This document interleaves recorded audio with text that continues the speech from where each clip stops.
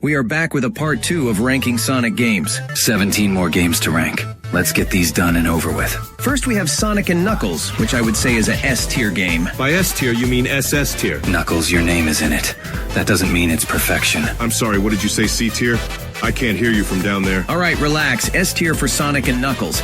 Next we have Sonic 3, which is also an S-tier game. I'll agree on that. Sonic Advance 3 is next. I feel this is B-tier. What about you, Knuckles? I think you mean S-tier Sonic. Geez, S.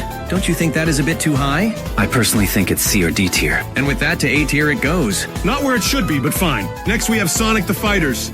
Not a bad game and another underrated game. I would say B tier. I would say C tier. I will settle for B, but I would personally say A tier. I will be happy with B. Next we have Sonic Rivals. I would say A tier. It's a solid PSP game and it holds pretty well.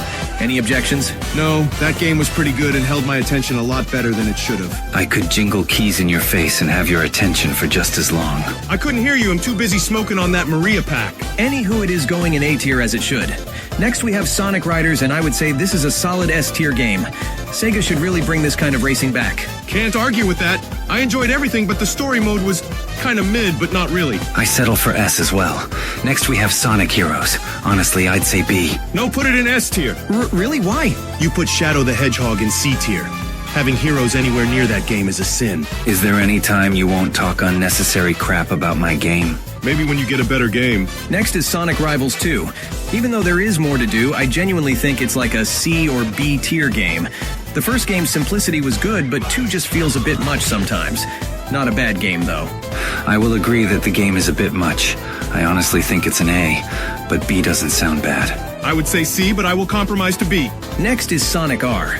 Honestly, this game is notorious for its terrible controls and wacky level design. It's hard carried by the music. I would put it in D or C tier. Couldn't have said it better myself? We'll put it in C tier. Very well.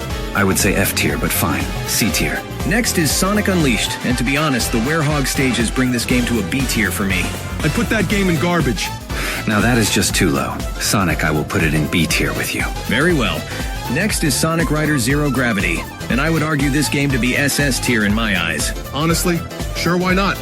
I can't really name anything bad about Zero Gravity. I enjoy both Rider games. I will be just fine with SS. Oh boy.